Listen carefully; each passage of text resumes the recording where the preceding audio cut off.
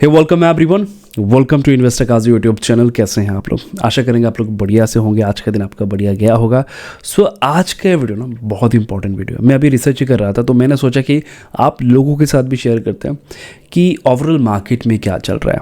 और एक सवाल जो मेरे मन में आया है, आज के दिन जो $1 का प्राइस 86 रुपीज़ है, क्या वो 100 रुपये तक जा सकता है? अगर ऐसा होता है तो आपका और हमारा जो नॉर्मल डेली लाइफ है ना, उसमें क्या इम्पैक्ट हो सकता है और क्या ये होने जा रहा है?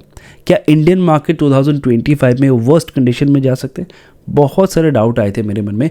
मैंने सोचा आप लोगों के साथ भी शेयर करते हैं कि ओवरऑल मार्केट में क्या चल रहा है, ग्लोबली क्या चल रहा है और क्या इंडियन मार्केट क्रैश होने जा रहा है। तो सबसे पहले तो समझते हैं, ज़्यादा समय नहीं लेंगे, एकदम सिंपल भाषा में समझाने की कोशिश करेंगे। देखिए, मेरे सामने ये जो चार्ट लगा हुआ है, ये बेसिकली जो USD INR है, इसका हमने एक चार्ट लगा के रखा हुआ और ये हमारे निफ्टी का है। तो ये बताता है कि जब जब रुपी डिप्रिशिएट हुआ है तो इसका प्राइस क्या आ रहा है, धीरे धीरे करके ऊपर जा रहा है। देखिए, तब तक इंडियन मार्केट ने नेगेटिव रिटर्न बना के दिया। दो कंडीशन बनता है, या तो जो रुपी का वैल्यू है उसको एक जगह रहने दीजिए तो इंडियन मार्केट पॉजिटिव रिटर्न देगा। अगर रुपी का वैल्यू जो अभी 86 है, मान के चले वो अगर धीरे धीरे करके 90 रुपये जाते हैं तो इंडियन मार्केट गिरेगा। लास्ट 4 महीने से ये डिप्रिशिएट हो रहा है और इंडियन मार्केट गिर रहा है। तो ये को रिलेशन है, ठीक है। जब जब ये कंडीशंस बनेगा मार्केट में गिरावट देखने को मिलता है। या तो इसको फ्लैट रहने दीजिए तो मार्केट ऊपर जाएगा, पॉजिटिव रिटर्न देगा। अदरवाइज मार्केट जो है आपको नेगेटिव रिटर्न देगा अगर किसी भी कारण से रुपी जो है वो डिप्रिशिएट होता है। अब इसके से बहुत सारे कारण हैं जो आगे चलकर हम देखेंगे भाई। तो ये तो हो गया नॉर्मल कंडीशंस। अब इसका मतलब क्या है, क्या 2025 में हमें नेगेटिव रिटर्न ही मिलने वाले? क्योंकि लास्ट 10 साल का अगर आप डाटा देखेंगे, यही हिस्ट्री जो है वो रिपीट होता आया है। आप जाके अपने हिसाब से स्टडी करके देख सकते हैं। अब आगे बढ़ते चलिए। अब अगर आप देखेंगे लास्ट 10 साल में जो रुपी है वो 36% डिप्रिशिएट हुआ है लास्ट 10 साल में, ठीक है। हर साल अप्रोक्स 3% के आसपास ये डिप्रिशिएट हुआ है अगर आप देखेंगे तो। अभी क्या चल रहा है ना, अगर आप US में देखेंगे, अभी डोनाल्ड ट्रंप जीत के आए हैं तो उनका एक पॉइंट ऑफ व्यू है कि जो हम कहते हैं ना कि मेक इन इंडिया, उनका भी वही है कि जो भी होगा मेरे देश में हम बनाएंगे, ठीक है। हम बाहर से ज़्यादा लाएंगे नहीं। और उनका मेन फोकस है कि डॉलर को जैसे तैसे करके स्ट्रांग रखना है, तो ही वो चल के डोमिनेट कर सकते हैं, है ना। तो ब्रिक्स नेशन एक वर्ड आपने सुना होगा, गूगल कर लीजिएगा। तो इसमें क्या होता है कि 10 कंट्रियों का एक लिस्ट है और ये जो 10 कंट्री है इनमें जो भी एक्सचेंज होता है, जो भी चीज़ें इंपोर्ट एक्सपोर्ट होते हैं, इनमें जो भी ट्रांजैक्शंस होते हैं वो डॉलर के माध्यम से होते हैं। अब क्योंकि डॉलर के माध्यम से होता है तो अभी हाल ही में इन लोगों ने क्या कहा, अगर आप देखेंगे कुछ न्यूज़ वगैरह में आए थे कि हर एक देश कोशिश करे कि जो ट्रांजैक्शंस है, इन बिटवीन जो ट्रांजैक्शंस होते हैं वो लोग डॉलर में नहीं करेंगे। वो लोग अलग से करेंसी यूज़ करेंगे या खुद का करेंसी यूज़ करेंगे, डॉलर में वो नहीं करेंगे। तो अभी डोनाल्ड ट्रंप ने कहा कि देखो, मेरा जो डॉलर है ना उसको स्ट्रांग रहना है जैसे तैसे करके, और इसको स्ट्रांग बनाने के लिए जो मुझे करना होगा मैं करूँगा। तो उन्होंने कहा कि अगर कोई भी देश ये सोचता है कि हम जो है हम खुद का करेंसी से ही ट्रांजैक्शंस करेंगे तो इससे क्या होगा, उस कंट्री में हम टैरिफ बढ़ा देंगे, वो भी 100%। अब 100% टैरिफ का मतलब क्या है कि कोई प्रोडक्ट मैंने US में भेजा, ठीक है, और मान के चले वो 100 रुपये का प्राइस है, 100% टैरिफ हो जाएगा, वही प्रोडक्ट 200 रुपये में मिलेगा। इसका इम्पैक्ट क्या होगा, अगेन रुपी डिप्रिशिएशन। इससे क्या होगा कि कोई खरीदेगा नहीं ना। जो प्रोडक्ट आपको 100 रुपये मिल रहा था आज वो 200 में मिलेगा तो आप उसको खरीदेंगे नहीं। इससे क्या होगा, इससे जो रुपी है इसका वैल्यू और भी गिरना शुरू हो जाएगा। तो ये डर बना हुआ है, हम कुछ कर नहीं सकते। और इस साल की अगर मैं बात करूँ, 2024 की बात करूँ, तो 38 बिलियन का हमने प्रोडक्ट भेजा उनको। तो आप सोच के देख लीजिए क्या कंडीशन बन सकता है। तो डोनाल्ड ट्रंप ने ये थ्रेट दिया कि देखो भाई, अगर कोई भी देश ब्रिक्स नेशन का ये सोचता है कि जो ट्रांजैक्शंस है, इन बिटवीन जो ट्रांजैक्शंस होते हैं वो डॉलर में नहीं करेंगे, तो उनके साथ ये कंडीशंस बनेगा। इससे चल के क्या होगा, उनका जो करेंसी है ना वो और भी डिप्रिशिएट हो जाएगा। तो उस देश की जनता को कहीं ना कहीं प्रॉब्लम होगा। अभी हाल ही में आरबीआई ने क्या किया, आरबीआई क्या करता है ना, आरबीआई जो डॉलर है उसको रिजर्व करके रखता है, उसके पास रिजर्व होता है। अभी हाल ही में लास्ट 4 महीनों में अगर आप देखेंगे, आरबीआई ने देखा कि जो रुपये है ना वो इतना डिप्रिशिएट हो रहा है, इसको कंट्रोल करना ही होगा। तो उन्होंने क्या किया, रुपये का डिमांड कम ना हो जाए, तो इस वजह से उन्होंने क्या किया, हाल ही में चल के जो डॉलर है उन्होंने डॉलर को रिजर्व से निकालना शुरू किया और रुपीस को खरीदना शुरू किया। क्यों? अदरवाइज रुपये का कोई डिमांड ही नहीं रहेगा। तो उन्होंने अभी हाल ही में जो रुपये है उसको रिजर्व करना शुरू किया, उसको खरीदना शुरू किया, और जो डॉलर है वो कहीं ना कहीं डॉलर को अपनी रिजर्व से निकाल रहा है।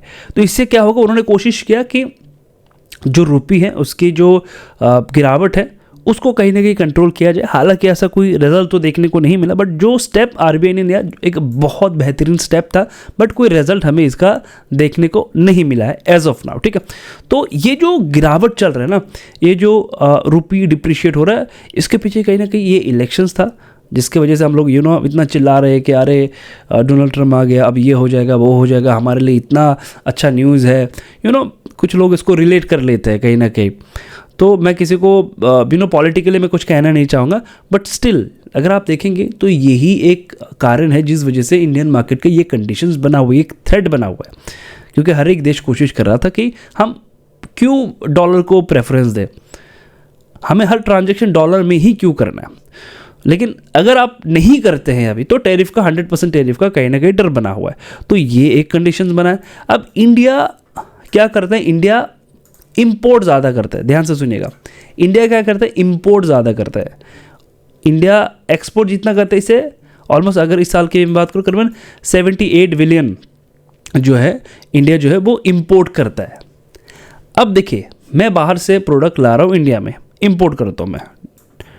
तो अगर मैं इंपोर्ट करता हूँ, मान के चलिए आज कोई एक प्रोडक्ट मुझे इंपोर्ट करने में, मैं कुछ भी मान के चलिए, मैं ऑयल या क्रूड ऑयल में इंपोर्ट करता हूँ। ठीक है, तो मान के चलिए आज मुझे 100 रुपये देना पड़ रहा है इसके लिए। ठीक है, अब अगर रुपये डिप्रिशिएट होगा, जैसे कि अभी चल रहा है हर साल, अगर मैंने शुरुआत में मैंने डाटा बताया हुआ है, तो अगर ऐसा ही चलता रहा, मान के चलिए कि आज से 3 साल बाद 4 साल बाद ये जो चीज़ें है ना, जो 100 रुपये में मुझे मिल रहा था, वो मुझे मिलेगा मान के चलिए 120 रुपये में। ठीक है, 120 रुपये में वही प्रोडक्ट मुझे मिलेगा जो मैं इंडिया में ला रहा हूँ बाहर से। अब जब लाते ही मुझे एक्स्ट्रा पेमेंट करना पड़ रहा है, जब इस प्रोडक्ट को अपने देश में ला रहा हो तभी मुझे एक्स्ट्रा पेमेंट कर रहा है, तो इसका इम्पैक्ट क्या होगा? इसका इम्पैक्ट ये होगा, ये यूज़ कहाँ होता है, ये यूज़ होता है मैक्सिमम क्रूड ऑयल। अगर आप देखेंगे ये इसका जो बाय प्रोडक्ट है, ऐसे बहुत सारी चीज़ें, पेंट कंपनी इसको यूज़ कर रहे हैं, टायर कंपनी इसको यूज़ कर रहे हैं। तो इससे क्या होगा कि हर एक सेक्टर में इसके इम्पैक्ट आएगा। अब पेंट वाले क्या कहेंगे? पेंट वाले कहेंगे कि मैं तो अपने पॉकेट से पैसा दूंगा नहीं, जो पॉकेट से पैसा देगा वो है रिटेलर या आम आदमी जो इसको खरीद के लेके जा रहा है, तो वो प्राइस इंक्रीज कर देगा। तो एक इन्फ्लेशंस जो देखो, वैसे तो इन्फ्लेशन बहुत सारी चीज़ों में, फूड में है, हर एक चीज़ में इन्फ्लेशन है, बट ये जो इन्फ्लेशंस है इसको कंट्रोल करना बहुत ही ज़रूरी है। और ये क्यों हो रहा है? ये रुपये डिप्रिशिएशन के कारण हो रहा है। ये जो इन्फ्लेशन है इसका ही डर है। आप अंदर में जितने भी इन्फ्लेशन उसको कितना भी कंट्रोल कर लीजिए, फूड इन्फ्लेशंस या जो भी, आप इसको जितना भी कंट्रोल करिए, अगर आप इसको कंट्रोल नहीं कर पाएंगे तो ये कहीं ना कहीं आपको बता सकते हैं कि आने वाले दिनों में सिचुएशन और ख़राब हो सकते हैं। जिस हिसाब से हर साल हमारा रुपये डिप्रिशिएट हो रहा है, ये एक चेतावनी है कि आने वाले कुछ सालों में क्या हो सकता है। और शायद यही वो कारण है जिस वजह से FII इंडियन मार्केट छोड़ के जा रहे हैं। शायद यही कारण हो सकता है, हमें एज ऑफ नाउ उतना क्लियर आइडिया नहीं है, बट ये एक कारण हो सकता है उन कारणों में से। तो ये कुछ सिचुएशन इंडियन मार्केट में अभी चल रहा है, और इसके चलते आप देखो, आप टेक्निकली कोई भी बेहतर से बेहतर चीज़ यूज़ कर लो, बट अगर ओवरऑल मार्केट को आप देखेंगे, आप मान के चले एज ए इन्वेस्टर आप सोच रहे हैं, तो आपको एक लंबा व्यू रखना है। लेकिन जिस हिसाब से कंडीशंस बना हुआ है, अगर इस समय में इसको कंट्रोल नहीं किया जाएगा तो आने वाले दिनों में $1 का प्राइस 100 रुपये भी हो सकता है। जिस दिन ये 100 रुपये होगा, हमारी जो नॉर्मल लाइफ है, आज के दिन जो चीज़ें हम खरीद रहे हैं वो कहीं ना कहीं हमारे बजट के बाहर हो जाएंगे, और जो डेली लाइफ है वो कहीं ना कहीं बहुत ही ख़राब कंडीशन में पहुंच जाएंगे। और इसका अब तक कोई क्लियर सॉल्यूशंस नहीं है। ध्यान से सुनिएगा, अब तक कोई क्लियर सॉल्यूशंस नहीं है। क्यों नहीं है? क्योंकि आप किस चीज़ को अवॉइड करेंगे? हम लोग इंपोर्ट ज़्यादा करते हैं, आप इसको अवॉइड नहीं कर सकते। आप किस चीज़ को अवॉइड करेंगे? किसको अवॉइड करके किसको फोकस करेंगे? कोई आपके पास क्लियर विजन नहीं। आप कितना भी हम लोग क्या करते हैं ना, अभी हम लोग टेक्निकली चीज़ों को देख रहे हैं, अरे टेक्निकली बहुत बेहतरीन है, और अगर मैं नॉर्मली देखो ग्राउंड में तो चीज़ें बहुत ही बेहतर लग रहा है, बट अगर आप देखेंगे कि क्या सिचुएशन बन रहा है, और ये सारे के सारे डाटा है, ठीक है, ये एक भी चीज़ ऐसा नहीं है कि मैं खुद से कह रहा हूँ, ये सारे के सारे फैक्ट है, डाटा है। और ये डाटा हमें कह रहा है कि जो सिचुएशन है, आरबीआई ने भी कोशिश किया हुआ है, बट अब तक कोई सुधार देखने को नहीं मिला। अब ये जो डाटा अगर ये ऐसे ही कंटिन्यू होता रहा, लास्ट 10 साल का मैं डाटा बता रहा हूँ, लास्ट 10 साल में हर साल जो डिप्रिशिएशन हुआ है, अगर ऐसे ही चलता रहा तो नेक्स्ट 5 ईयर में इन्फ्लेशन कम नहीं होने वाला, ये और बढ़ने वाला है। और हमारे जो डेली लाइफ है इसमें भी इसका इम्पैक्ट होगा, है ना। तो ये कुछ चीज़ें हैं। तो अभी मैं इसमें स्टडी कर रहा था, तो मैंने सोचा आप लोगों के साथ भी शेयर करता हूँ। तो आप लोग कमेंट पे सबसे पहले बताइएगा ज़रूर कि ये इन्फॉर्मेशन आपको कैसा लगा, और क्या ये आपको किसी भी तरीके से हेल्प कर पाए, ये इन्फॉर्मेशन। क्या ये आपके आने वाले दिनों में जो आप डिसीजंस लेने वाले इस मार्केट में, क्या वहाँ पर कोई इम्पैक्ट करेगा ये वीडियो, ये भी कमेंट पे ज़रूर बताएगा। मिलते हैं नेक्स्ट वीडियो पे। अगर आपको ऐसे वीडियो चाहिए, इन्फॉर्मेटिव वीडियो, ये भी कमेंट पे ज़रूर बता दीजिएगा।